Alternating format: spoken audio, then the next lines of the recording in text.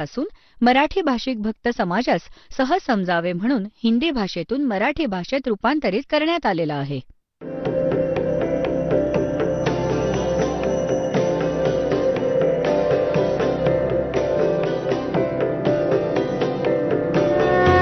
और ज्ञान सब ज्ञानडी कबीर ज्ञान सो ज्ञान और जैसे गोला तोब कायम करता चले मैदान.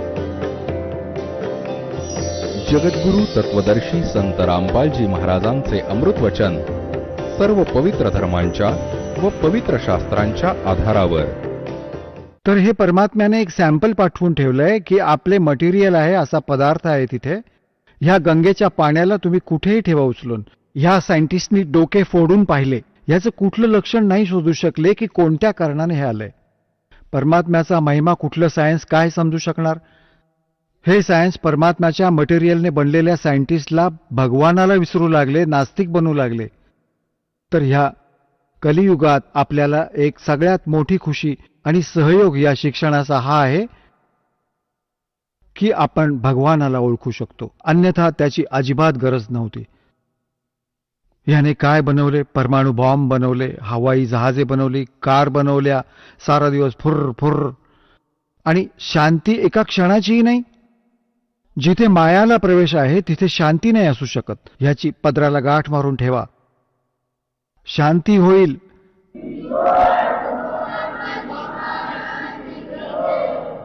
निखाऱ्यांवर बसून आपण शांती शोधत आहोत. विस्तवावर पाय ठेवतो आणि विचार करतो की शांती मिळेल, आपल्याला गारवा मिळेल. तर माया तर विस्तव समजा, हे निखारे आहेत. आणि ज्याच्याकडे जास्त आहेत तितके जास्त त्याच्याकडे आहेत. कधी स्वप्नात सुद्धा त्याला सुख नाही मिळू शकत.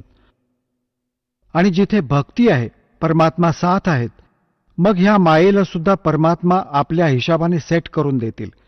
त्यासाठी परमात्मा म्हणतात, माया दासी संत की भगत की और उभय दे आशीष विलसी और लातों छड़िया सुमर सुमर जगदीश. जेव्हा आपण परमात्म्याला शरण जाऊ, सतनामाचा सच्च्या नामाचा जप करू, ही माया आपल्या चहूबाजूला पडून राहील. पण परत आपल्याला हिची आवश्यकता ना राहील. आता जसे आपण दारू पित होतो, बिडी पित होतो, म्हणजे आपण दास पित नव्हता, नुसते सांगतोय, बिडी पिडी कधी प्यायलो नाही. परंतु जसाही जो भक्त आला आहे शरण, दारू पित होते, तंबाखूचा प्रयोग करत होते, लांब लांब सिगरेट आणून आईट दाखवत असत, मांस खात असत, आणि अजून 100 प्रकारचे लोक देखावे ड्रामे करत होते.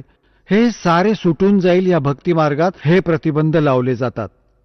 तर माया जी वेस्ट जात होती, एक दारू पिणारा, त्याचे तर एस्टिमेट लावू शकत नाही, एका दिवसात किती नाश करून घेतो. एक सिंपलसी बीडी आणि तंबाखूचा प्रयोग करणारा, सिगरेट पिणारा, कमीत कमी 20-30 रुपये डेली वेस्ट बर्बाद करून टाकतो. कदाचित आज तर जास्त झाले असतील. तर महिन्याचे एस्टिमेट लावले तर 1000चा तर त्याचा कमीत कमी खर्च झाला असेल, हे वाचले.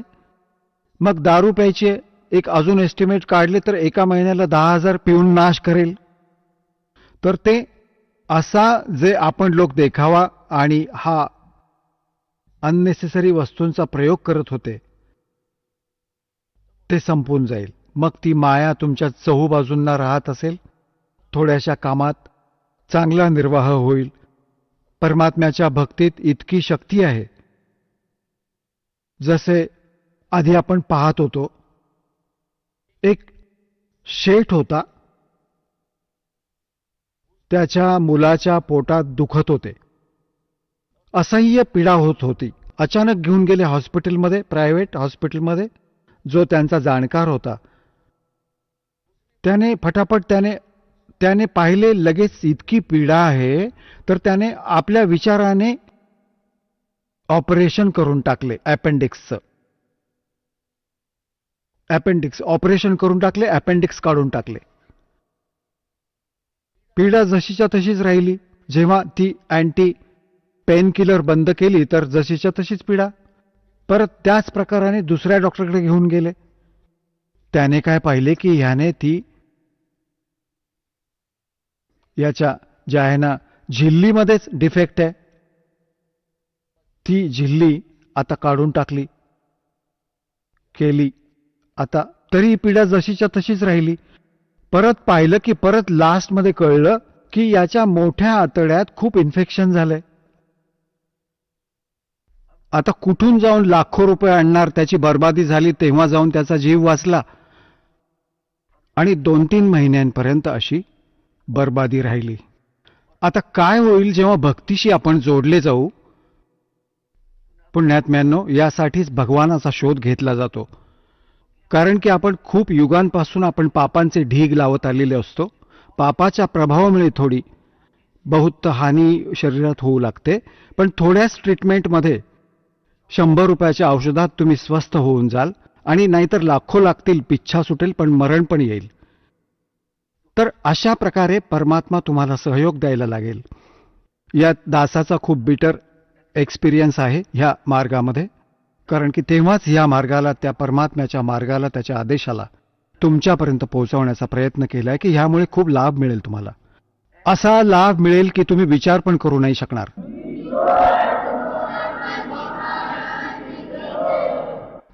भगवानाला आपण ह्यासाठीच शोधत होतो की तो आपल्याला सर्व सुख देतो.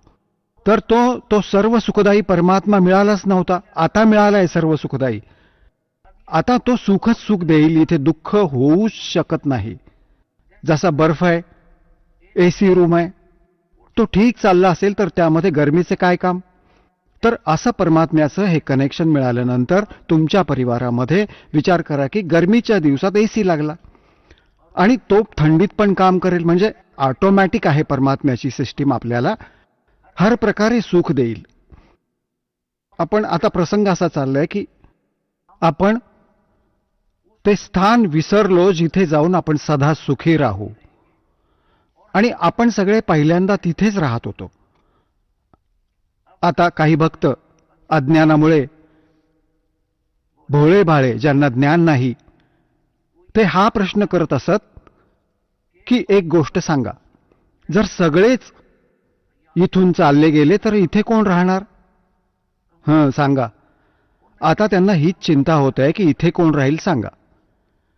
अरे इथे असा तर एक दगड आहे, फिरत राहील. आपण काय ठेका घेतलाय का या पृथ्वीचा? हा मंगळ ग्रह, हा चंद्र, हे सारे धक्के खातील आणि फिरतच राहतील. आपण आपल्या सतलोकात जाऊ, ह्या कोणाची आपण काय करणार? तर ज्याची असेल तो सांभाळेल याला. तर सांगण्याचा भाव असा आहे की आपण इतके रंगलो आहोत. इथे जसे एक भक्त भोळाबाळा, त्याच्या घरी त्याची पत्नी खूप आजारी होती, खूप फारच संकटात होती, हर प्रकारचा त्रास होता. परमात्म्याची दया झाली, दीक्षा घेतली, भगवानाच्या कृपेमुळे ती स्वस्थ झाली. त्याला समजावू लागले, भावा नाम घे भगत, नाहीतर भक्ती न करण्याने पशु बनशील, घोडा बनशील. तो घोडा बग्गी घेत होता. त्याला सांगितलं, भावा मग तू घोडा बनशील तू. तर तो म्हणाला, महाराजजी घोडा पण बनायला पाहिजे ना, नाहीतर बग्गी कोण चालवेल? याला बग्गीची चिंता होत होती. मग म्हणाले, ठीक आहे बाबा, तू बग्गी खातर कर काम. मग त्याने उपदेश घेतला त्याने. पण आपली धारणा अशीच बनली आहे की इथे असं कसं होईल? तर पुण्यात्म्यांनो, परमात्म्याचा हा मार्ग खूप नीट समजून घ्या. जसं ज्या उद्देशाने परमात्मा स्वतः येत असतात त्या चांगल्या लोकातून या घाण लोकात तुमच्यासाठी, तर हे किती इम्पॉर्टंट काम असेल. एकतर असे तसे ते भगवान इतक्या दुरून आले नाहीत. तुम्हाला हे ज्ञान देण्यासाठी की तुम्ही इथले रहिवासी नाही आहात. सतलोकामध्ये खूप सुख आहे आणि जे सुख तुम्ही इथे शोधत आहात हे तुम्ही 1000 लाख करोडे वर्ष शोधत राहिलात तरी मिळणार नाही. एका जन्माची जर गोष्टच सोडा. आणि इथे काय अवस्था आहे तुमची त्याच्याशी आपली ओळख करून देतो. इकडून काळाचे दूत पण आपल्या खूप काळ प्रेरणेमुळे अज्ञानाचा प्रसार करत आहेत जागोजागी. आणि पुण्यात्म्यांनो, परमात्म्याने इथे येऊन म्हणून आपल्याला हे ज्ञान सांगितले की आपण त्याची लेकरं आहोत. आणि हा जो काळ आपला दुरुपयोग करतो आहे, आपण ह्याची लेकरं नाही आहोत. आपल्या लेकरांना कोणी असं दुःखी करू शकतो? कोणाचा पाय तुटला, कोणाचा डोळा फुटला आणि कोणाचा हात तुटून गेला, कोणाचा मुलगा मेला, कोणाची मुलगी मरून गेली, कोणी कॅन्सरने पीडित आहे, कोणी पशुपक्षी बनून, गाढव कुत्रे बनून विष्ठा खात आहेत, मूत्र खात आहेत. हे तर कोणी आपल्या लेकरांना असे दुःखी करू शकतो? तर ह्या भगवानाला आपण आपला परमात्मा नाही मानू शकत. इथला जो स्वामी आहे तो काळ आहे. ह्याचा उद्देश आपल्याला पीडित करणं आणि विचलित ठेवणं आहे. भ्रमित ठेवायचं होतं की यांना भगवानाचे ज्ञान न हो आणि कुठेही पळून न जाओ. तर ह्याच्या आधी हे आपले संत पाठवले. आपण आपली ती पण लेकरं आहेत परमात्म्याची, संत आहेत. जसे काही त्या काळामध्ये फसून गेले, ते त्या अज्ञानाचे मास्टर बनून गेले, त्या अज्ञानाचा जागोजागी प्रचार करू लागले. भोळे आत्मा त्यांना संत महात्मा मानून त्यांच्या एक एक वचनाला शिरोधार्य मानले. आता जेव्हा हे सच्चे ज्ञान येते आहे तर जुना पेंट निघत नाही लगेच. तर दासावर दया केली परमात्म्याने की प्रथम ह्या सगळ्या संत ग्रंथांचं ज्ञान करवलं. मग ह्या संतांची वचनं बघितली की हे काय सांगतायत, आपले सद्ग्रंथ काय सांगतायत. मग समजलं की बाबा हे तर चुकीचे करत आहेत सगळं काम. हे तर आसपास पण नाहीत सद्ग्रंथांच्या. 1, 2, 3, 4, 10 शेकड्यांच्या संख्येत या संतांचा इतिहास, ह्याचं ज्ञान दासाने वाचून बघितलं. कदाचित हा तर चांगला महात्मा दिसतोय, ह्याचं कदाचित ठीक मिळून जाईल. मग जे निघून गेले इथून महापुरुष, ज्यांचा खूप बोलबाला होता, हे महर्षी दयानंद सारखे नकली, ह्यांच्यामुळे खूप प्रभावित होता दास. आणि दासाने यांचे सत्यार्थ प्रकाशला ह्या उद्देशाने ह्या तत्वज्ञानाच्या प्राप्तीनंतर वाचले. आधी पण वाचले होते, पहिले समजत नव्हते काहीही की ह्या महापुरुषांची वाणी आपण नाही समजू शकत. ह्या असा विचार करून ठेवून टाकत होतो याला. असेच ही पुराणे पण ठेवून देत होतो की बाबा ही तर भगवानाची माया आहे, आपण काय समजू शकणार. आणि मग दासाचे परमात्म्याने ते डोळे बनवून दिले तत्वज्ञानवाले. त्या दृष्टीने जेव्हा ह्यांना बघितले, त्या चष्म्याने, त्या तत्वज्ञानाच्या चष्म्याने, तेव्हा बघितले की अरे नाश करून ठेवलाय सगळा. कख पण नाही यांच्याकडे, ना तर वेदांचं ज्ञान, ना सांसारिक, ना व्यावहारिक गोष्टी ठीक या लोकांच्या. तर हा खूप चिंतेचा विषय झाला. आणि ह्या सत्यार्थ प्रकाश दासाने ह्यासाठी वाचला होता की हे महापुरुषांचं लिखाण आहे आणि या महापुरुषाच्या विचारांना सगळे मानतात. आणि हो, परमात्मा दया करू दे आणि कबीर परमेश्वराच्या वचनांचं समर्थन मिळून जाईल. तर मला हे ज्ञान पुढे नेण्यासाठी खूप सुविधा होऊन जाईल की बघा सत्यार्थ प्रकाशमध्ये महर्षी दयानंद सुद्धा असंच बोलत आहेत. मग पाहिलं तर हे महर्षी दयानंद सारखा नकली तर बघितला नाही मी. अरे काय गजब आहे. एक पण व्याख्या वेदांशी किंवा कशाशीही मेळ खात नाहीये, सद्ग्रंथांशी. तर खूप दुःख झालं. तर ह्यासाठी मग जनतेच्या समोर ठेवणं सुरू केलं की ही ओरिजिनल नोट आहे, आपल्या सद्ग्रंथ ओरिजिनल नोट आहे आणि ही डुप्लिकेट नोट आहे ह्या संतांची, ज्यांना तुम्ही ओरिजिनल मानून ग्रहण केली आहे. आता प्रारंभी तर दासाला खूप कठीण गोष्टींचा सामना करावा लागला. कारण की श्रद्धाळू लोक असं म्हणतात की कोणाची निंदा करायला नाही पाहिजे, आपलं ज्ञान सांगा. अरे आपलं आपलं सगळं सांगतील तर सगळेच आपली दवंडी पिटवतील, आपापला राग. मग ते ज्ञान कुठं राहिलं? तो जसं सांगतोय तसं चालतच राहिलं होतं. पुण्यात्म्यांनो, जसं एकदा कोणीतरी 500-500च्या नोटा नकली छापल्या आणि त्या मार्केटमध्ये पोहोचल्या. त्यांचा शोध घेतला सरकारने. तर मग जनतेला फसवणुकीपासून वाचवण्यासाठी एक समाचार पत्रांच्या माध्यमातून, टीव्हीच्या माध्यमातून ओरिजिनल आणि डुप्लिकेट दोन्ही दाखवल्या.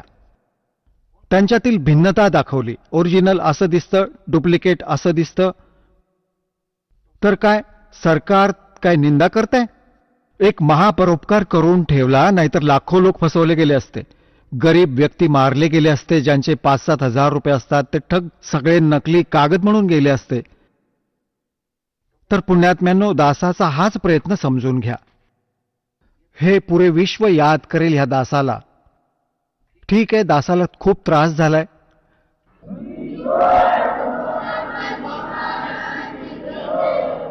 ह्या सच्चाईला समोर आणण्यासाठी, ज्ञान समोर आणण्यासाठी सहयोग होता कबीर भगवानांचा.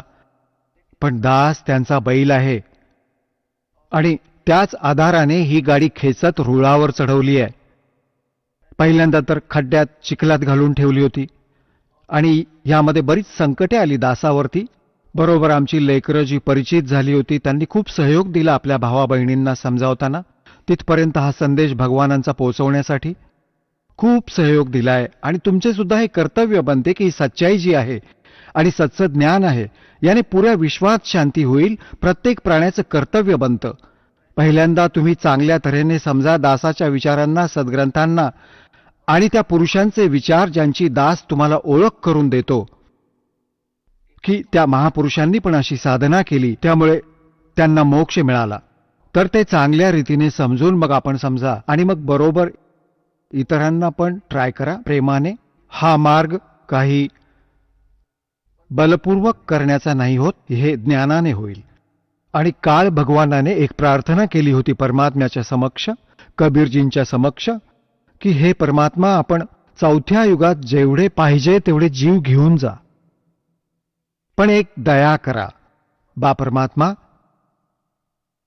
की जोर जबरदस्ती नका करू. सत्कलियुगात जेव्हा तुम्ही घेऊन जाल आपलं ज्ञान द्या.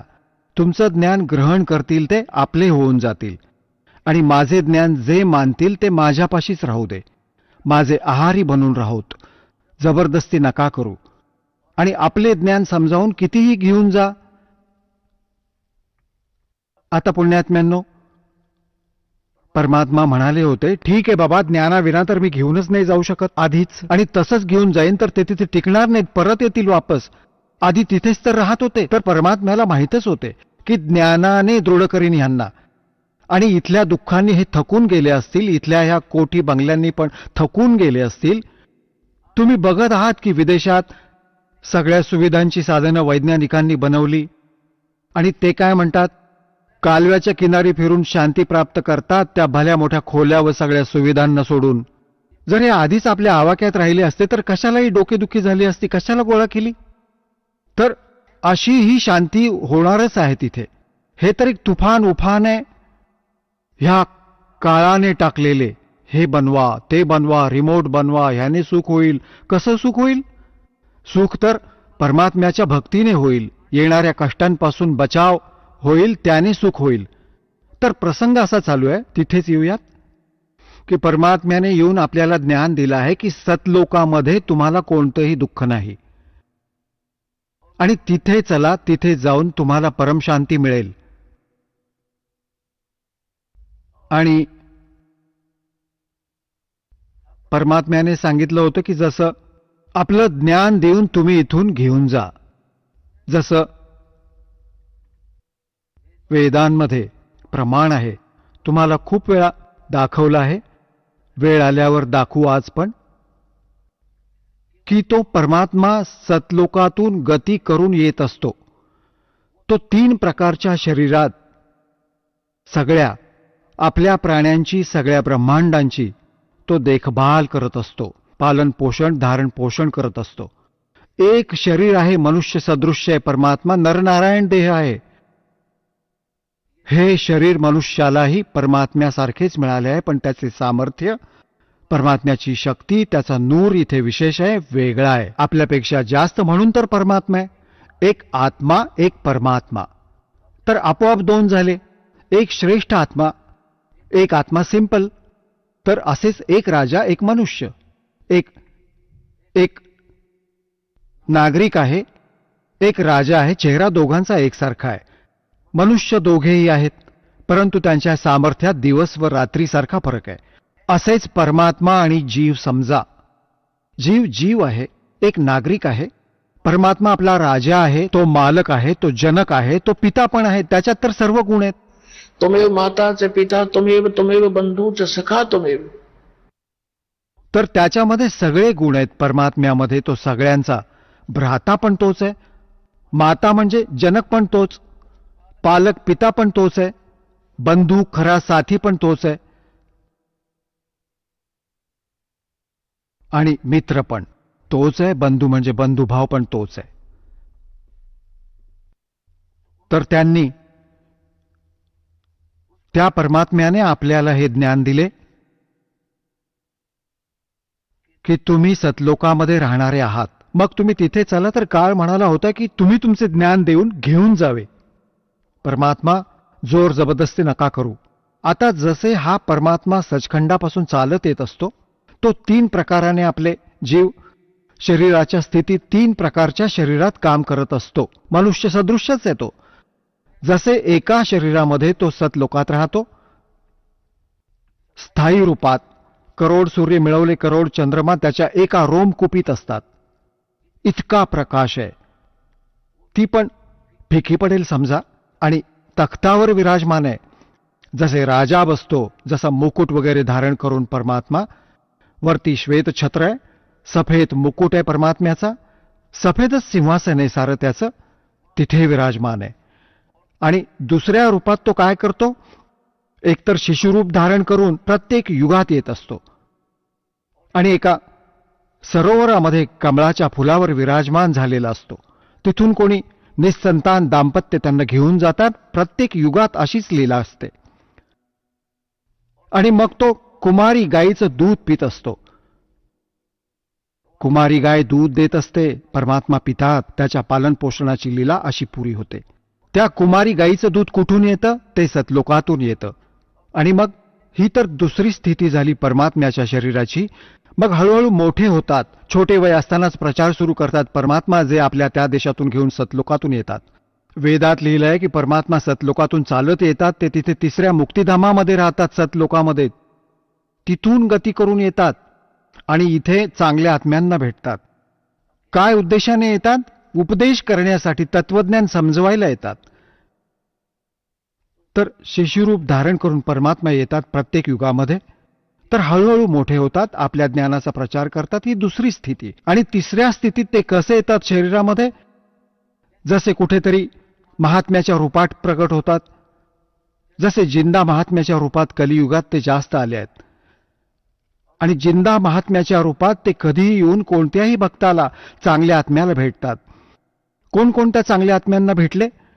आदरणीय धरमदास साहेबजी, आदरणीय मुलुकदास साहेबजी, आदरणीय नानक साहेबजी, आदरणीय दादू साहेबजी, आदरणीय गरीबदास साहेबजी, गाव छुडानी, जिल्हा जज्जर, हरियाणा वाले, आदरणीय घिसादास साहेबजी, गाव खेकडा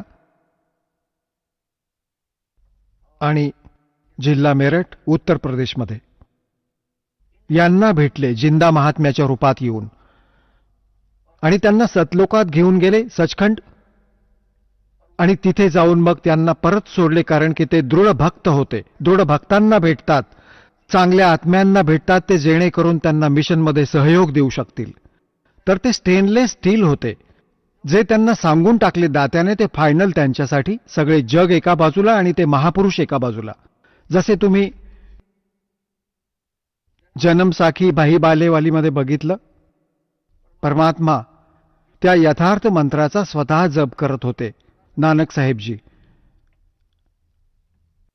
आणि मग त्यांचे बघून त्यांचे शिष्य मर्दानाने पण तो जप सुरू केला, तर त्याला असा झटका दिला की तो मेला असता, बुडाला असता समुद्रात. एक बस अशी घाबरला मर्दाना. तर त्याला सांगितलं की तू नक्कल नको करू, माझी करणी बघू नकोस, मी जे सांगतो त्या गुरु आज्ञेचे पालन कर. तर ते दृढ भक्त होते. कोणत्या विशेष सामाजिक समाजाला सतनाम नाही सांगितले त्यांनी. समाज आपल्या स्थानावर, भगवान आपल्या स्थानावर आहे.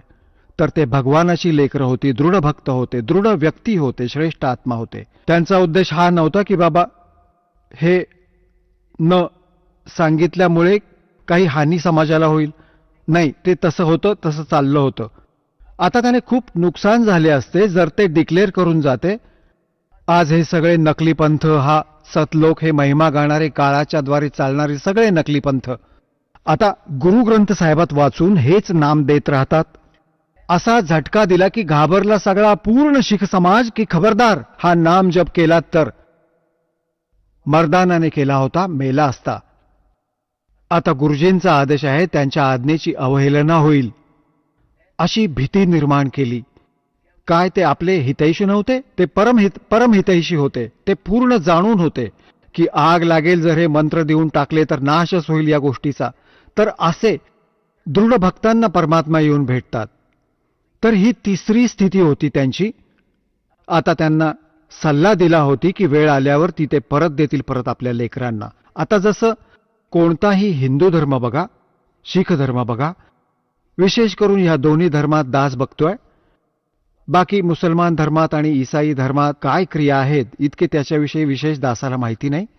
इतके नक्की आहे की तो मुसलमान धर्माचे लोक ते पण बळी चढवतात, काही हिंदू समाजाचे पण चढवतात. ह्या चुका आहेत दोघांच्या. पण इथे दास बघतो आहे की इथे विशेष धर्माची व्यवस्था आहे. जसे शीख समाजामध्ये वाणीचा पाठ आणि तिथे त्यांचा लंगर चालतो धर्माचा, हा धर्मयज्ञ म्हणवला जातो. हे 2 धर्मयज्ञ करत असत बस. हे एकतर हा धर्म 2 यज्ञ करत असत, एक धर्मयज्ञ आणि एक ज्ञानयज्ञ, वाणीचा पाठ. तर ह्याने काय होतंय, मोक्ष नाही मिळू शकत सगळे जन्म सुद्धा या क्रियांमुळे, पण मनुष्याच्या शरीराची संख्या वाढत जाते.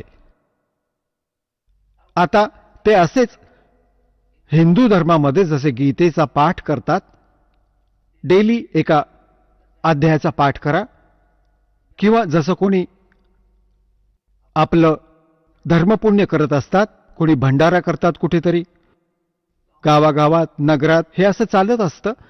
ह्या क्रियांमुळे होतं काय की मनुष्य जीवन मिळून जातं. परमात्म्याची वाणी आहे सूक्ष्म वेदामध्ये की धर्म तो 10 का नहीं और 10 के तीनों लोग खैरायत में खैर है कीजिए आत्मभोग.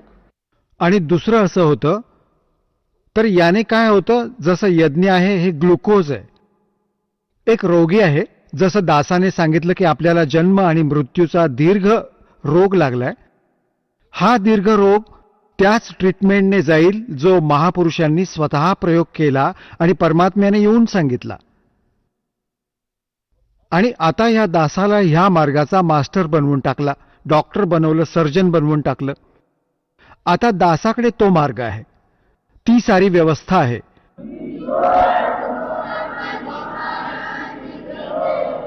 आणि त्या महापुरुषांनी काय केलं की ह्या सगळ्या मानव समाजाला ग्लुकोज लावून टाकलं. ग्लुकोज जे असतं ते रोगाचा नाश करत नाही, हे शरीराला नष्ट होण्यापासून वाचवत असतं, पाण्याच्या कमीची पूर्ती करत असतं. जसं सर्जन किंवा डॉक्टर कुठे बाहेर गेला असेल आणि इमर्जन्सी केस येत असतात, हे कंपाऊंडर आणि दुसरे त्यांना विचारत असतात की असे असे रोगी आहेत, काय करावं. तर सांगतो की याला ग्लुकोज लावून टाका आणि हे इंजेक्शन देऊन टाका, तेवढ्यात मी येतो. तर तो तास 2 तास किंवा पुढच्या दिवशी सुद्धा येतो. तर ते ग्लुकोज लावल्यानं ते शरीर त्याचं नष्ट होत नाही. मग येऊन मग चेक करून जी ट्रीटमेंट द्यायची आहे ती डॉक्टर देईल. रोग जाईल त्या डॉक्टरच्या त्या ट्रीटमेंटमुळे किंवा ऑपरेशनमुळे, जे काही त्याला वाटेल त्या सर्जरीमुळे. ग्लुकोज त्याला रक्षण देत राहील, शरीराचा नाश नाही होऊ देणार. तर ह्या मानव समाजाला तो महापुरुष ग्लुकोज लावून गेला ह्या युगांचं ओनली, बस. ही ट्रीटमेंट नाही दिली त्यावेळेला, कारण की काही अशी स्थिती होती. तर आता परमात्म्याने ह्या दासाला पाठवून दिलं, तो डॉक्टर बनवून, तो सर्जन बनवून, आणि आदेश देऊन टाकला. त्यांना मनाई केली होती की सतनाम नाही द्यायचं. दासाला आदेश देऊन टाकला की आता हे सतनाम आणि देऊन टाक सारनाम, वेळ आली आहे मधल्या पिढीची. बोलो सतगुरुदेव.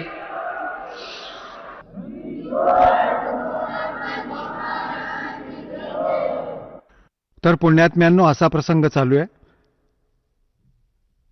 की ह्या दृढात्म्यांनी परमात्म्याच्या प्रत्येक आज्ञेचं पालन केलं. आता जशी गोष्ट चालू आहे की ज्ञान देऊनच तुम्ही घेऊन जावं आपल्या लेकरांना, आपलं ज्ञान स्वीकार करू आपलं.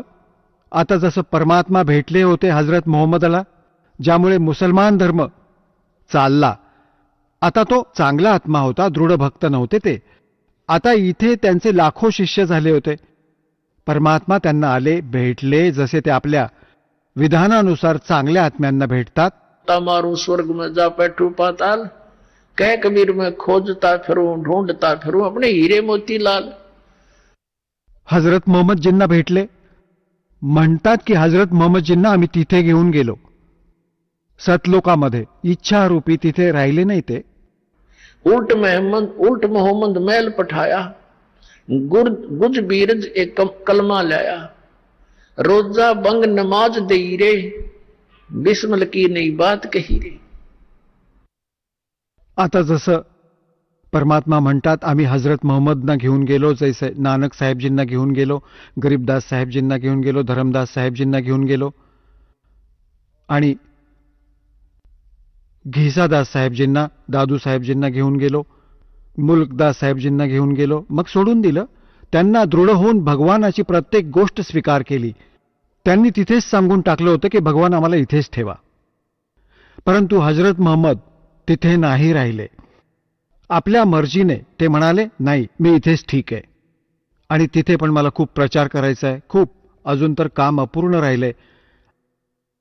आता परमात्म्याने विचार केला. चल इसको कुछ राहत दे देते हैं. त्यांना काय सांगितलं मग परमात्म्याने की कि रोजा बंग नमाज दई रे, बिस्मिल की नई बात कही रे. हजरत मोहम्मद जेव्हा पहिल्या वेळी गेले तेव्हा तर ते काळापर्यंत सीमित होते. पडद्यामागून आवाज आला होता, नमाज करा. 50 नमाज करण्यास सांगितले होते. मग परत प्रार्थना केली की काही कमी केले, परत ती प्रार्थना केली, परत काही कमी केले. लास्टमध्ये 5 वेळच्या नमाजाचे फायनल झाले होते की 5 वेळा तर नमाज करावाच लागेल तुम्हाला. आणि रोजा म्हणजे व्रत आणि बांगचा आवाज लावा, हे भगवान दया करावी. आवाज लावून आवाज ही साधना करणे. तर म्हणतात की हे हजरत मोहम्मदजी जिथून हा आदेश घेऊन आले होते त्यामध्ये सुद्धा, त्या काळ भगवानाने सुद्धा यांना बिस्मित करण्याचा आदेश नव्हता दिला. काय सांगितलंय की रोजा बंग नमाज दई रे, बिस्मिल की नई बात कही रे. आणि मग काय सांगतात की एक वेळा हजरत मोहम्मदजींनी, आता पुण्यात्म्यांनो, जसं तुम्ही पाहता ना चुंबकाला एखादा लोखंडाचा तुकडा लावला जाईल थोड्या वेळासाठी, तो पण अस्थायी चुंबक बनून जातो, पण तो स्थायी नाही बनत. थोड्या वेळाने त्याचे गुणधर्म समाप्त होत जातात. असेच हे जितके सुद्धा महापुरुष त्या परमात्म्याला भेटले होते, त्यांना घेऊन गेले होते, सतलोकाहून परत सोडले होते, यांच्यामध्ये सिद्धी आल्या होत्या. आपोआप येत जातात त्या परमात्म्याच्या संपर्कात आल्याने, वरून त्या लोकातून परत येण्याने. एवढं तर आपोआप इतक्या चिकटून जातात ह्या सिद्धी, असंख्य सिद्धी पडून आहेत. तर तिथून जेव्हा हा परत आला, हजरत मोहम्मदमध्ये सिद्धी आली, वचनामध्ये पण सिद्धी आली.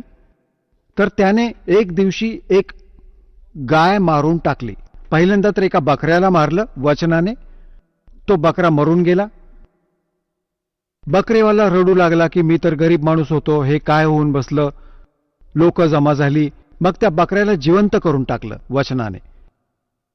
आनंद झाला सगळ्यांना, लाट पसरली की बाबा हजरत मोहम्मद तर खरंच नबी आहेत, खूप सिद्धी आहे त्यांच्यामध्ये. मेलेल्या बकऱ्याला जिवंत करून टाकलं.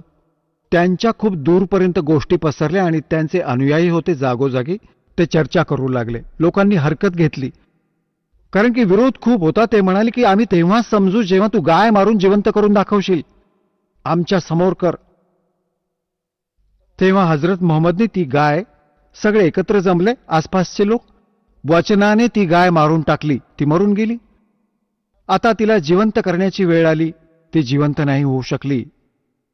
तेव्हा परमात्मा म्हणतात कि तब हम मोहम्मद याद किया रे. तेव्हा हजरत मोहम्मदने माझी आठवण काढली.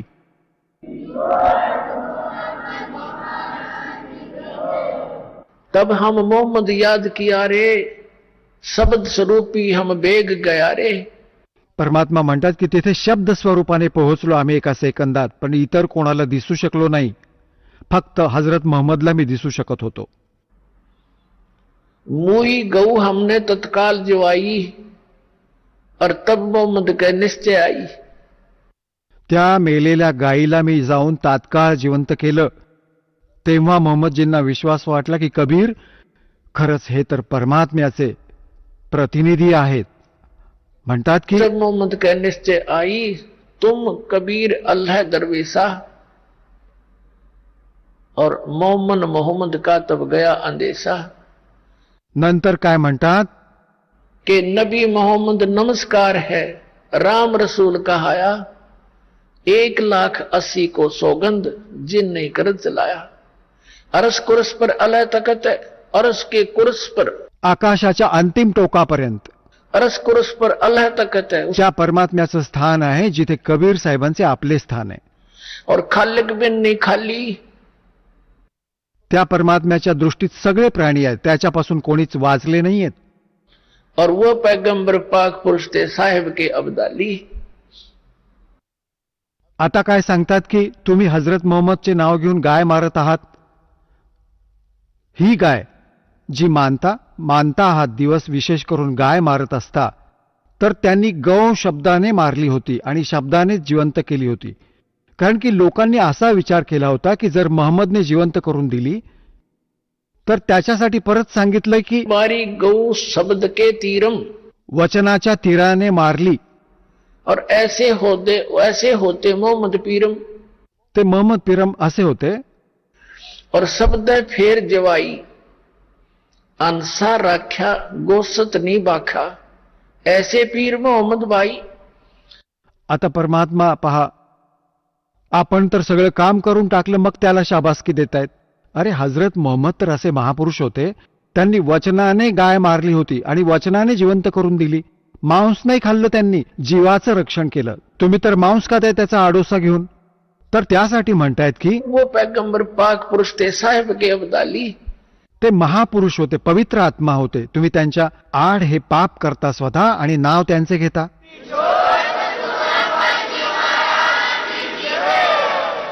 चला आता आपण त्या श्रद्धाळूंचे अनुभव जाणून घेऊयात ज्यांनी जगद्गुरू तत्वदर्शी संत रामपालजी महाराजांकडून दीक्षा प्राप्त केलेली आहे, तसेच त्यांच्याद्वारा सांगितलेल्या भक्ती मार्गावर चालत आहेत. नमस्कार. नमस्कार सतसाहेब. आपलं नाव? माझं नाव संजय मदन भांदुर्गे, राहणार वाशिम, तालुका जिल्हा वाशिम, महाराष्ट्र. इथून नाव. आपला व्यवसाय काय आहे? मी सरजी अध्यापक डीएड कॉलेजला, श्री शिवाजी डीएड अध्यापक कॉलेज वाशिम येथे प्राध्यापक आहे. संत रामपालजी महाराजांची गुरुदीक्षा आपण कधी घेतली? मी 18 जून 2013ला संत रामपालजी महाराजांची गुरुदीक्षा घेतलेली आहे. संत रामपालजी महाराजांची गुरुदीक्षा घेण्या अगोदर आपण व आपला परिवार कोणती भक्ती साधना करत होतात?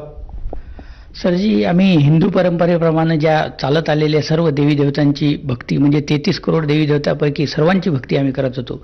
त्यातल्या त्यात आमचे कुलदैवत हे शंकर भगवान म्हणजे महादेव असल्यामुळं महादेवाची भक्ती विशेष करून करत होतो.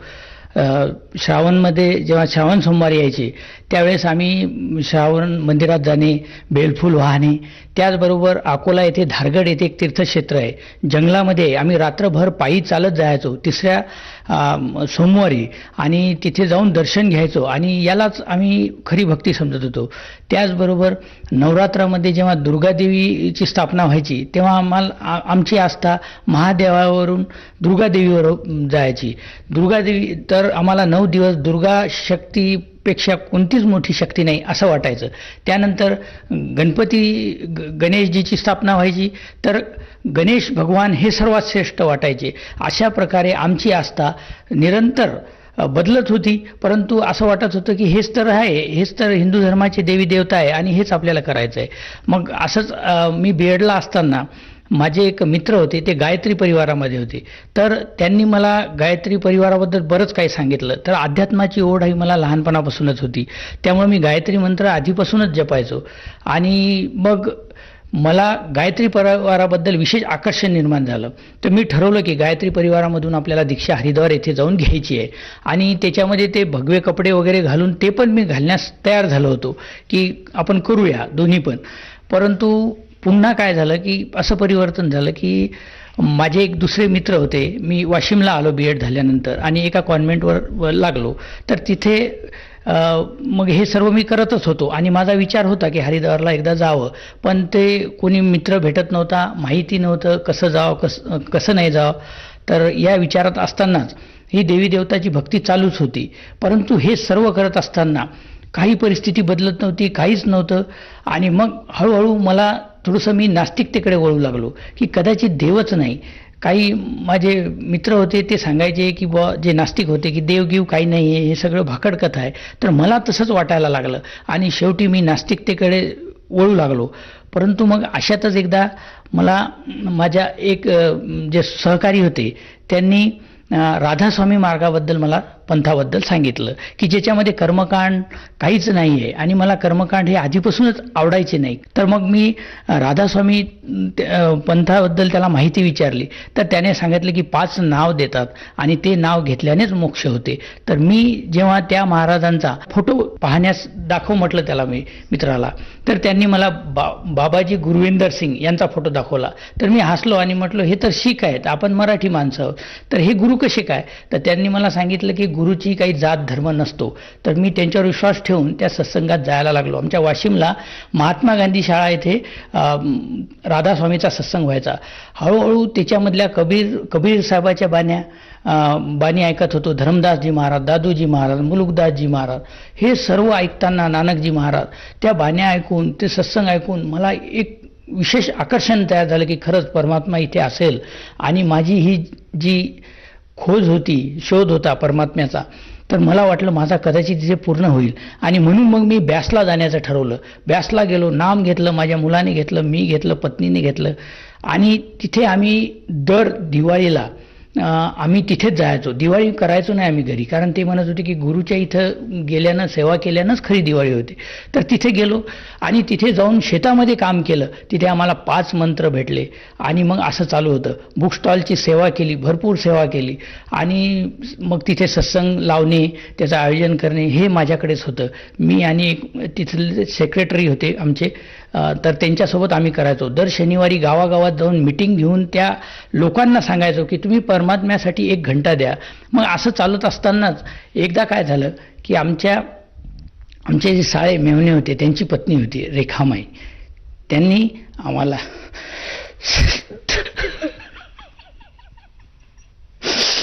संत रामपालजी महाराजाबद्दल सांगितलं आणि सांगितलं की हे संत आलेले आहेत, राधास्वामी सर्व पंथाला चॅलेंज करत आहेत. मी म्हटलं असा कोणता संत आहे की जे एवढ्या मोठ्या राधास्वामी पंथाला नाव ठेवतो? मी नीच आत्मा, परमात्म्याला काही म्हटलं. आणि मी म्हटलं शक्यच नाही, याच्यावरचं राधास्वामीच्या वरचं कोणतं ज्ञानच नाही. आणि मी थोडा शिक्षक असल्यामुळे ज्ञानाचा अहंकार झाला होता. आणि मी म्हटलं की राधास्वामीपेक्षा कोणतंच नाम मोठं नाही. हे तर सतलोकाचा मार्ग, सचखंडाचं सांगतात, डायरेक्ट त्रिकुटीवर ज्योत पाहण्यास सांगतात. आणि ही कोणची भक्ती आहे? तर मग मी त्यांना विचारलं कोणत्या चॅनलवर तो सत्संग येतो, आणि पाहायला लागलो. तर जसं पाहायला लागलो मी म्हटलं हे पहिले तर हे संतच नाही, एक साधा माणूस, म्हणजे एक सिंपल पर्सनॅलिटीचा. आणि मी म्हटलं हे संत कसे काय? तरी मी म्हटलं चला बघूया यांचं ज्ञान काय आहे. तर कदाचित हे आपलं काहीतरी नवीन दुकान चालवण्यासाठी एकमेकाला निंदा करत असतील, मला असं या तुच्छ जीवाला वाटलं. आणि मी सत्संग पाहण्यास सुरुवात केली. तर पहिल्या दिवशी त्यांनी पुराण खोलून दाखवले. मी म्हटलं हे तर सगळ्यात खालची भक्ती आहे, ब्रह्मा विष्णूची भक्ती, आम्ही तर त्रिकुटीची भक्ती करतो. तर त्यांनी दुसऱ्या दिवशी मी पुन्हा सत्संग चालू केला. तर पत्नी म्हणाली पाहू नका, ते गुरुची निंदा करतात आपल्या बाबाजीची, पाहायचं नाही आपल्याला. पण मला वाटलं नाही, हे काय सांगत आहेत असे, असं काय आहे यांच्याजवळ. आणि मग मी दुसऱ्या दिवशी पुन्हा लपून सत्संग चालू करत होतो. ती स्वयंपाक करत होती, मी हळू आवाजात टीव्हीच्या एकदम फेसोफेस बसून सत्संग पाहायला सुरुवात केली. तिसऱ्या दिवशी परमात्मा संत रामपालजी महाराजांनी डायरेक्ट घट रामायण काढलं, संतमत प्रकाश चार काढलं की ज्याची मी प्रॅक्टिस करत होतो. मला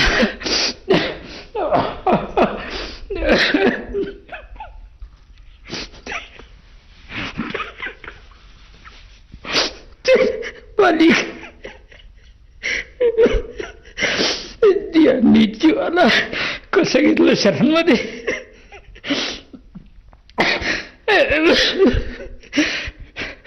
त्यांनी घट रामायण खोललं. मी बुक रीडरची सेवा करण्यासाठी सर तिथे मी माझी कॅसेट भरत होतो आणि ती कॅसेट पुण्या मुंबईला जाणार होती आणि मला बुक रीडरची सेवा भेटणार होती. मी त्याच्यासाठी खूप उत्सुक होतो आणि मला वाटत होते की परमात्माने माझ्यावर दया करावा आणि ही सेवा मला द्या.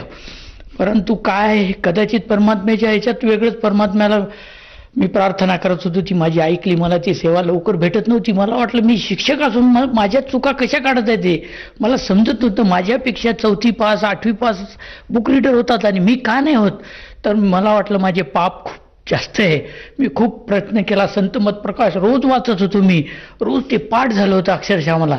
तर जेव्हा ते सद्गुरू रामपालजी महाराजांनी उघडलं, सांगितलं पाचो नाम कालके जान छठवा नाम गुप्त ही राखा, मला बघायची असं वाटलं खरंच आपला मार्ग चुकीचा आहे, आपला गुरु चुकीचा आहे, हे आपण काय करत आहोत.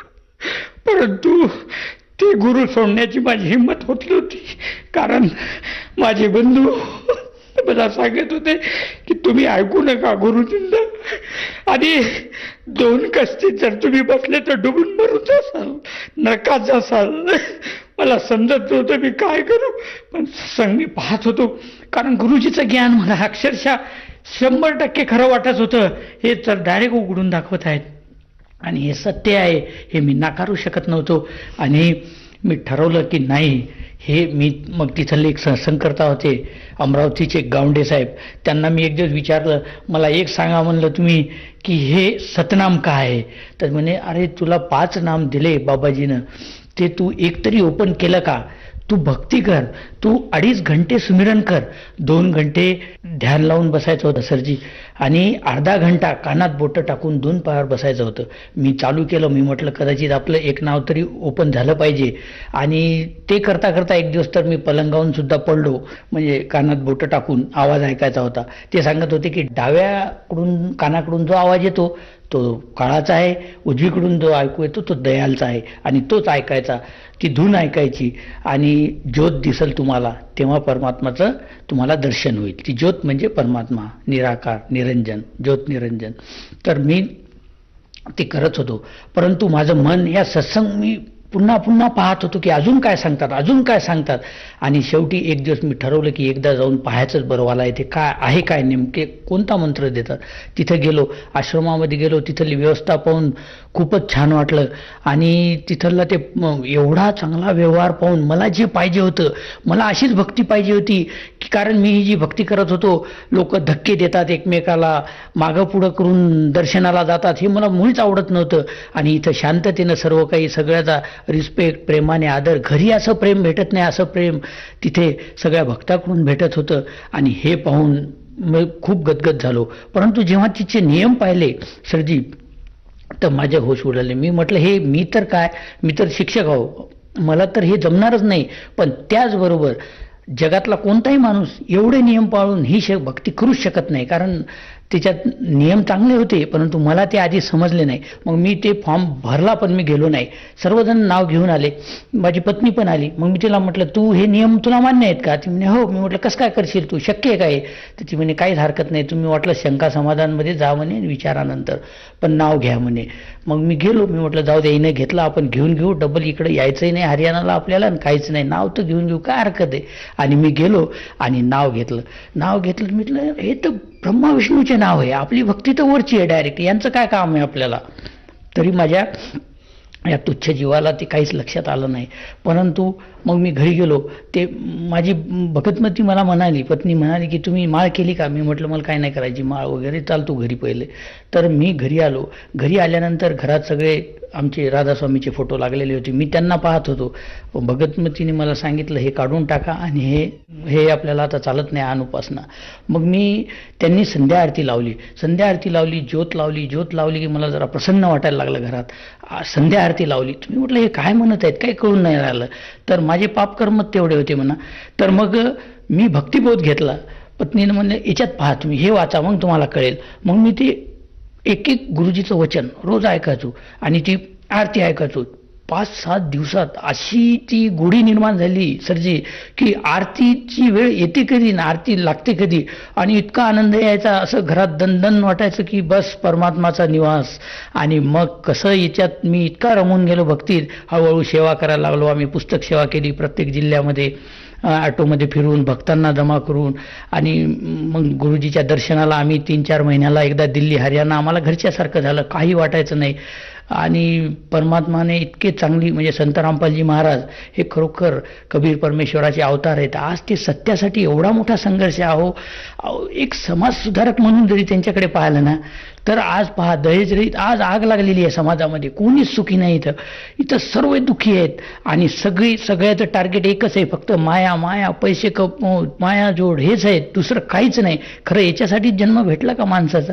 अहो रावणाजवळ तर एवढी मोठी सोन्याची लंका होती. परमात्मा म्हणतात सर्व सोने की लंका थी रावण से रंधिरम, एक पलक में राज विराजे जम के पड़ी जंजीरम, मन तू चल रे सुख के सागर, जहाँ शब्द सिंधू रत्नागर. तर असं जेव्हा ह्या बाण्या ऐकल्या तर अशा हृदयात लागत होत्या की असं वाटत होतं, हे मालिक काय दया केली या पुतळ्यावर. आणि मालिकनं मला ह्याच्यामध्ये घेतलं. त्या दिवसापासून सरजी मला गुरुजीचा सत्संग मी बस मेमरी कार्डमध्ये मोबाईलमध्ये टाकून आणला. रात्रभर मी सत्संग ऐकायचो. एवढं सत्संग ऐकून ऐकून पाठ झाले, पाणी पाठ झाली. आणि आज असं वाटते की खरंच या दुनियानं जर ऐकलं जगातल्या लोकांनी तर आज पुऱ्या विश्वाचं कल्याण होईल. विश्व शांतीचा मार्ग आहे हा. दहेज मुक्त समाज निर्माण करायला लागले, नशा मुक्त समाज निर्माण करायला लागले संत रामपालजी महाराज. आज यांची जगाला पुऱ्या विश्वाला गरज आहे आणि हे कार्य सर्व संत रामपालजी महाराज करत आहेत. सर, जसं तुम्ही सांगत आहात की सुरुवातीला तुम्ही अन्य भक्ती साधना करत होतात आणि संत रामपालजी महाराजांचं जेव्हा तुम्ही ज्ञान ऐकलं तेव्हा त्या ज्ञानाला आपण विरोध करत होतात आणि ती संत रामपालजी महाराजांची शिकवण आपल्याला पटत नव्हती. परंतु परमात्माची संत रामपालजी महाराजांची आपल्यावर दया झाली आणि त्यांनी आपल्याला सद्भक्ती दिली आणि त्या सद्भक्तीमुळे आपल्याला व आपल्या परिवाराला काय काय लाभ प्राप्त झालेत? सरजी, आम्हाला लाभ म्हणजे तसे तर बरेच झाले, असे छोटे मोठे लाभ तर बरेच आहेत. एकदा आम्ही असं दर्शनाला निघालो आणि माझी मुलगी बाहेर बसलेली होती. तर आम्ही इथं घरामध्ये कपडे वगैरे पॅक करत होतो आणि मुलीच्या म्हणजे बाहेर अंगणात बसली. आमचं घर थोडंसं शेताकडे आहे. तर तिथे तिच्या मांडीखाली एक विंचू होता आणि ती 5-10 मिनिटं बसलेली होती तरीसुद्धा तिला चावला नाही. आणि मग माझे वडील आले आणि तिला उचललं तर ती विंचू पळायला लागला. मग त्यांनी तो मारला आणि मला सांगितलं, पहा म्हणे याला विंचू डसला असता तर आता दवाखान्यात जावं लागत होतं. आणि आम्ही लगेच गदगद झालो की हे मालिक, आज जर डसला असता विंचू तर आम्हाला दर्शनाला तर येणं शक्य नव्हतं. आमचं रिझर्वेशन कॅन्सल होत होतं आणि आम्हाला दवाखान्यात जावं लागत होतं. ते हा एक लाभ झाला. त्याचबरोबर आर्थिक परिस्थिती बेताची होती. मी तसा प्रायव्हेट टीचर आहे, पण मिसेसला नोकरी लागली, परमानंट नोकरी, जिल्हा परिषद शिक्षिका आहे ती सुद्धा. आणि त्याच्यामुळे आमचा गाडा व्यवस्थित चालू आहे. आर्थिक परिस्थिती चांगली झाली आणि घरात थोडेफार पती पत्नीचे जे क्लेश असतात ते बंद झाले, नाही तर कदाचित काय झालं असतं देव जाणे. त्यानंतर असे बरेच लाभ झाले. माझ्या मिसेसला 6 mm 9 mmचे दोन्ही किडण्यामध्ये 2 किडनी स्टोन होते. पण नाव घेतल्यानंतर दर्शनामुळे आता तो त्रासही बंद झाला. तो एक लाभ दिला परमात्माने. आर्थिक शारीरिक माझेसुद्धा इथे जॉईंटमध्ये पेन होता हातामध्ये गाडी चालू. तर ज्यावेळेस मी परमात्मा संत रामपालजी महाराजाच्या आश्रमामध्ये गेलो आणि गुरुजींनी जसा माझ्या डोक्यावर हात ठेवला, एवढी शांती, फुलासारखं शरीर, थंडगार शरीर पडलं माझं आणि खूप आनंद. त्या दिवसपासून आजपर्यंत माझं ते कधी दुखणं जे होतं जॉईंटचं ते आलं नाही. आणि त्याचबरोबर आत्ता 1 महिन्यापूर्वी कदाचित माझा मृत्यू योग असू शकेल. मी मॉर्निंग वॉकला जात होतो, मागून एका 4 व्हीलरवाल्याने मला उडवलं. पूर्ण रस्ता 1 वे खाली असताना सुद्धा डायरेक्ट माझ्या मागून येऊन मला धक्का दिला. मी पडलो, खांद्यावर पडलो, पण काहीच झालं नाही. आणि दवाखान्यात गेलो. तो गाडीवाला फार घाबरत होता, पण मी त्याला म्हटलं तुम्ही घाबरू नका भाऊ, काहीच होणार नाही तुम्हाला आणि मला काही होणार नाही, कारण माझा गुरु संत रामपालजी महाराज हे समर्थ शक्ती आहेत, मला काहीच होणार नाही. मला फक्त एक थोडं पेन होतं आहे, एक इंजेक्शन द्या आणि तुम्ही जाऊ द्या. ते म्हणे नाही हो, खूप लागलं तुम्हाला. त्यांनी मला क्रिटिकलमध्ये, वाशिम क्रिटिकल येथे भरती केलं, पण एका दिवसासाठी. आणि मी लगेच 4 वाजता सुट्टी घेतली, एक सलाईन दिलं आणि मी घरी आलो. मला काहीच त्रास नाही झाला. तर परमात्म्याने कदाचित एवढा 4 व्हीलरचा झटका लागला तर डॉक्टर, तिचे कंपाऊंडर सर्व म्हणत होते की तुम्हाला भाऊ हा जो मार लागलेला आहे हा सहन करणं शक्यच नाही, तुम्ही कसे काय करत आहात? मी म्हटलं आमचा गुरु आम्हाला शक्ती देतो, संत रामपालजी महाराज. आणि मग मला 4 वाजता मी सुट्टी घेतली. सर, जसं तुम्ही सांगत आहात की संत रामपालजी महाराजांच्या शरणात आल्यानंतर आपल्याला व आपल्या परिवाराला बरेचसे लाभ प्राप्त झालेत. शारीरिक, आर्थिक, मानसिक आणि सर्वात महत्त्वाचं म्हणजे आपल्याला पूर्ण परमेश्वराचा मार्ग मिळाला, सद्भक्ती मिळाली. तर या अनुषंगाने जे सहकारी मित्र आहेत, त्याचप्रमाणे जे आपले आप्तेष्ट आहेत, नातेवाईक आहेत आणि जो श्रोतावर्ग आज आपल्याला बघत आहेत, यांना आपण काय संदेश द्याल? संदेश तर संत रामपालजी महाराज आपल्या ज्ञानगंगा पुस्तक आणि जिने की राह या पुस्तकाद्वारे देत आहेत. आणि जर SMS केला तर निशुल्क आमचे भगत सेवेदार लगेच पोहोचवतात, तर त्याद्वारे देतच आहेत. पण तरीसुद्धा हा दास त्या परमात्म्याचा एक कुत्रा तुम्हाला सांगत आहे, एक प्रार्थना करत आहे की पहा परमात्मा आलेले आहेत. तर माझं हेच एक कळकळीची विनंती आहे की संत रामपालजी महाराज हे कबीर साहेबाचे अवतार आहेत. तुम्ही लवकरात लवकर या सद्भक्ती घ्या, शास्त्रानुकूल साधना करा आणि तेव्हाच पार होऊ. गीताजीमध्ये क्लिअर सांगितलेलं आहे, सर्व धर्मान परित्याज माम एकम शरणम व्रज अहतवा पापी भू मोक्षाचू मासू. हे अर्जुन, तू इथली 33 करोड देवी देवताची भक्ती त्यागून मला अर्पण करून तू एका पूर्ण परमात्म्याच्या शरणमध्ये जा. तेव्हा अर्जुन विचारतो, किम तद्ब्रह्म, किम परम शांती कुठं आहे, तो तद्ब्रह्म कोण आहे? तर श्रीकृष्णजी सांगतात की तो तत्वदर्शी संत जे संसार रूपी उलट लटकलेलं पिपळाचा वृक्ष आहे, त्याचं जे डिटेल सांगेल तो हे तत्वदर्शी संत. आणि हे कबीर साहेबांनी 600 वर्षापूर्वी फक्त पुऱ्या गीतेचा सार फक्त एका दोह्यात सांगितलेलं आहे की कबीर अक्षर पुरुष एक पेड़ है, निरंजन वाके डार, तीनों देवा शाखा है भई पात रूप संसार. तर आता शंका राहिली कुठं? तत्वदर्शी संत आपल्या समोर आहेत. आपल्यासाठी ते सत्यासाठी एवढा मोठा संघर्ष करत आहेत. आपल्या प्रत्येक जीवापर्यंत ज्ञान पोहोचवण्यासाठी निशुल्क सर्व काही करत आहेत. आणि तरी जर आपण झोपेत राहू तर आपल्यासारखे दुर्भागी कोणीच नाही राहणार. म्हणून माझी हीच कळकळीची विनंती आहे की मानुष जन्म पाय कर रटे नाही हरिनाम, जैसे कुआ जल बिना बनवाया क्या काम. तर आपला मनुष्य जन्म हा केवळ संतती प्रजनन आणि संपत्तीसाठी नाही बनलेला आहे, तर आपल्याला मोक्ष मार्ग या योनीसाठी देवी देवता तर असतात आणि ते आपल्याला एवढ्या सहजतेने मिळाला. मग एवढ्यासाठीच आहे का फक्त आपले लेकरं बाळ संपत्ती एवढं करायचं आणि चाललं जायचं संपलं? नाही, याच्यासाठी नक्कीच नाही. आपल्याला मोक्ष प्राप्त करण्यासाठी चालता फिरता भक्ती देऊन करत आहेत. कोणतं कर्मकांड नाही, काही नाही. एवढी चांगली भक्ती, एवढं चांगलं ज्ञान, एवढं निर्मल ज्ञान या पृथ्वी तलावर तर सोडा 21 ब्रह्मांडात कुठे नाही. म्हणून मी एकच विनंती करतो की सर्वांनी लवकरात लवकर, जेवढ्या लवकर आपल्या दुःखाचा अंत करता येईल तर एकच मार्ग आहे, तो म्हणजे संत तत्वदर्शी संत रामपालजी महाराज यांची शरण पकडा आणि आपल्या जीवाचं कल्याण करा.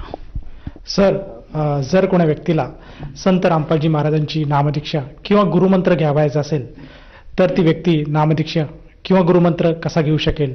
संत रामपालजी महाराजांनी एवढं सर्व सोपं करून टाकलेलं आहे. त्यामुळं तुम्ही सहज जे आज प्रत्येक चॅनलवर, यूट्यूबवर, सोशल मीडिया, फेसबुक असेल, ट्विटर असेल, आज भक्त सर्व सेवा करत आहेत. आणि तुम्हाला यूट्यूबवर, चॅनलवर जेव्हा तुम्ही सत्संग पाहाल तर तिथे तुम्हाला एक पट्टी चालते. त्या पट्टीवर काही नंबर फ्लॅश होतात आश्रमचे 4-5. तर त्याच्यावर तुम्ही कोणत्याही एका नंबरवर कॉल करा. लगेच तुम्हाला तुमचं लोकेशन विचारलं जाईल, तुमचा डिस्ट्रिक्ट विचारला जाईल. डिस्ट्रिक्टमध्ये तिथे नामदान देण्यात येईल आणि ते सुद्धा निशुल्क, एकही रुपया लागणार नाही आणि ओरिजिनल भक्ती भेटेल.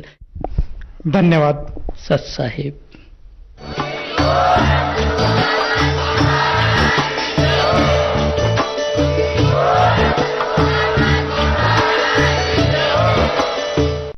आपण ऐकत होता जगद्गुरु तत्वदर्शी संत रामपालजी महाराजांचे मंगल प्रवचन. निशुल्क नामदीक्षा प्राप्त करण्यासाठी आणि अधिक माहितीसाठी संपर्क करा 7030303951 7030303952. आमची वेबसाईट आहे www.jagadgururampalji.org.